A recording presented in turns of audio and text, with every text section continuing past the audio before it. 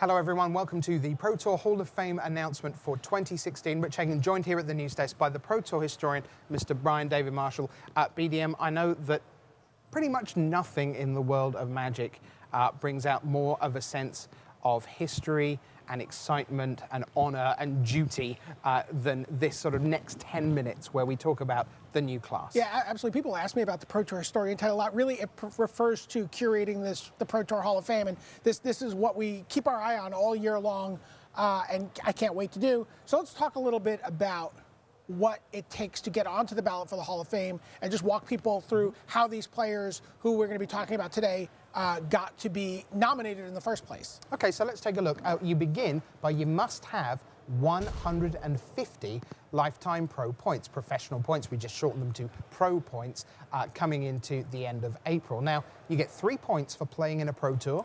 You get 8 points for winning a Grand Prix. And you get sort of 8 to 10 points for a decent Pro Tour finish. So 150 BDM is a big deal. It is a big deal. We get used to some of the top players putting up these really gaudy numbers year after year that you forget how hard it is to accumulate 150 lifetime points. And you need to do that to become eligible. It needs to be 10 years since your Pro Tour debut season. So for the purposes of this ballot, it's players who debuted during the 2007 season or sooner. There's some players who remain on the ballot for multiple years. And then you see at point 3, the player must be in good standing. That doesn't mean 10 wins, 3 losses.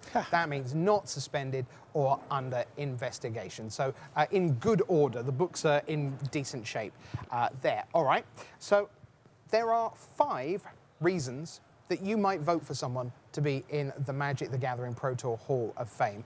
And BDM, they start with performances. Yeah, I mean, it's the Pro Tour Hall of Fame. It's, getting to the top 8. It's, putting up finish after finish, and it's about being one of the best players in the game. And, really, the way we keep track of that is top 8. You'll see a lot of people talk about top 16s, talk about top 32s, but a lot of times it's those big finishes, those strong performances that really matter. But it's not just that. When you start talking about the top 16s and the top 32s, you go to that second line in the voting criteria, which is player ability. Right.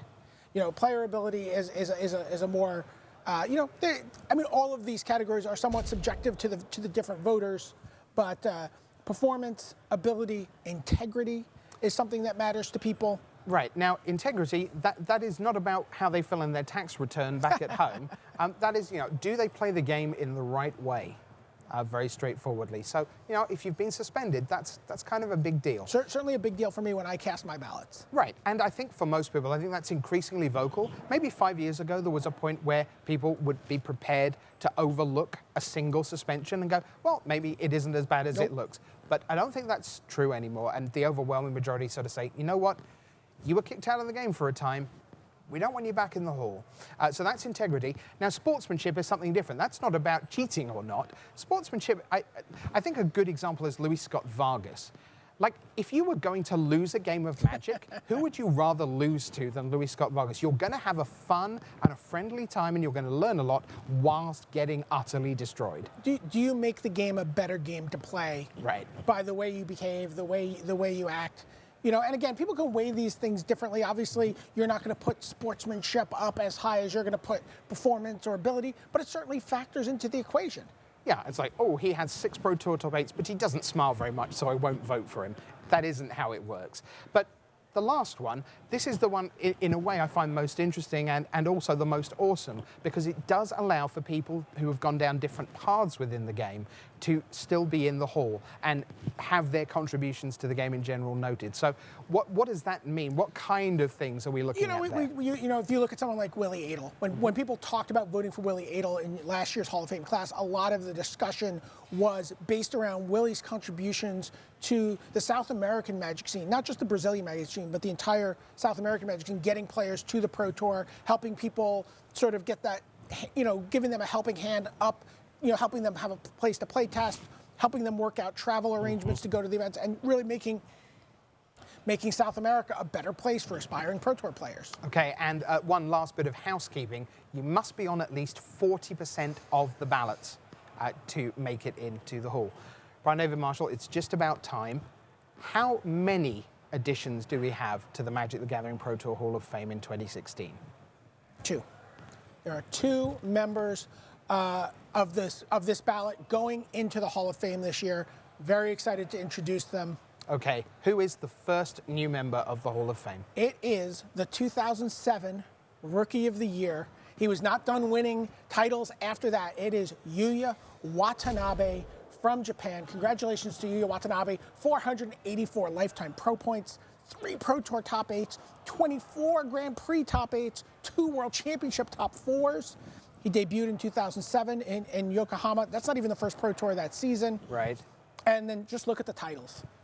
Players Championship. We do just have to make the font smaller to fit on all the titles that man has. You know, and we talked about Rookie of the Year, but then 2 years later, he won the Player of the Year.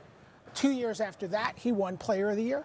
The next year after that, he won the Players Championship, which you now know is the World Championship, but at the time also counted as the Player of the Year title. So, you know, sort of straddles between 2 World Championship and a second Player of the Year title. But just a phenomenal career for Yuya Watanabe, and still going very strong. Yeah, and listening to what a lot of people, because you get a lot of chat around Twitter and Reddit and Facebook and Instagram, Snapchat or whatever, and you do find one of the defining characteristics for Yuya is that really excellent players, people who are in the top 25 right now, said, if I'm playing for top 8, I will take anyone other than Yuya Watanabe, and that puts him right at the front of the game right now.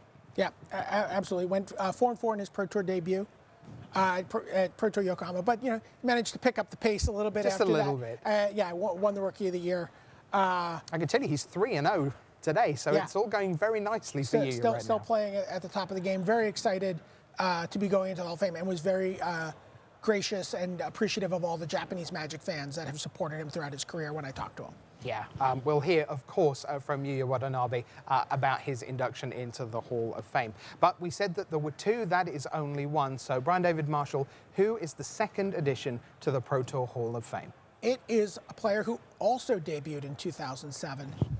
Owen Turton is going into the Pro Tour Hall of Fame. He has 3 Pro Tour top 8s, 416 lifetime pro points.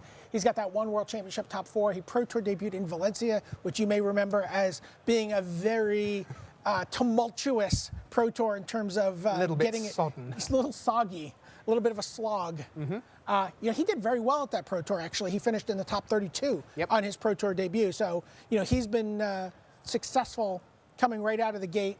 And there you see his titles underneath. He's the Player of the Year in 2011, and he's got 4 Grand Prix titles to go with 21 Grand Prix top 8s in his career. Right, and 7 of those came in a single blistering season. And the thing was, I mean, Magic's cyclical. It has peaks and troughs. Players are hot. Players, you know, get luck and variance. But Albuquerque and Washington, D.C., everyone was kind of thinking he was going to do it the following week. He was just going to win back-to-back GPs because he was just that good at that point. And it would need something, not catastrophic, but you know, it would need something really quite special to derail him. To me, we talk about the contributions to the game in general, and I think this is not terribly visible to most people because he does this largely alone. But I think he's redefining what a Magic professional player is because he watches everything over and over and goes, it is just possible that in one of my next 150 50-50 matches, I can turn it into a 51-49 just because I watched 1,000 hours of video. He is the Magic equivalent of a gym rat basketball player. Right? You know, he's Steph Curry. You know, just putting up, 100 3-pointers before every game. You know, just, going through the repetitions, going through every possibility. Yeah, really changed the way. You know, and also someone who's just become an icon of the game in terms of representing excellence. I won't, there's a young player who's become pretty well known on the Pro Tour this year. And, people were shuffling around backstage yesterday and Owen was coming out and someone was going through and Owen was like, hey. Just kind of, and you could tell the guy was like, he was like, oh my gosh, Owen knows who I am now. Right. He is the pinnacle of competitive play right now for a lot of players. So those are the two players who made it into the Hall of Fame. Why don't we take a look at the ballot and see everyone else who got more than 10% of the ballot for the Pro Tour Hall of Fame. So here's the rest of the list. Yuya in on 90%, Owen on 70%, and BDM, just a little bit about the next 6. Sure, Mark Herberholz, a Pro Tour champion from the first Pro Tour Hawaii. Someone who's considered one of the great deck builders. Of course, a famous showdown with Yuya Watanabe at Pro Tour Yokohama. 2007, was the debut. Justin Gary, again from YMG, someone with multiple Pro Tour top 8s and a Pro Tour win at Pro Tour Houston. Martin Yuza still playing right now and very active. One of the great drafters and put up some really early numbers in his career where, boy, you really thought we'd be talking about him in this class. Tomohiro Saito, someone who's actually been elected to the Hall of Fame before, but was not in good standing and did not get included. Tsuyoshi Ikeda, someone I campaign for every year. I really have strong feelings about Tsuyoshi Ikeda. When you talk about that community, he is really someone who trailblazed the professional Magic scene in Japan through his store, through his team, a great player, and Marine LeBaire, someone you have a lot of time to talk about. I do. With his 4 Pro Tour top 8s. That's right, 2007, 2008, 2009, 2010. New baby in the family, in family life. Congratulations, Marion. Great to see that, and we'll see him back on the Pro Tour very soon, we hope.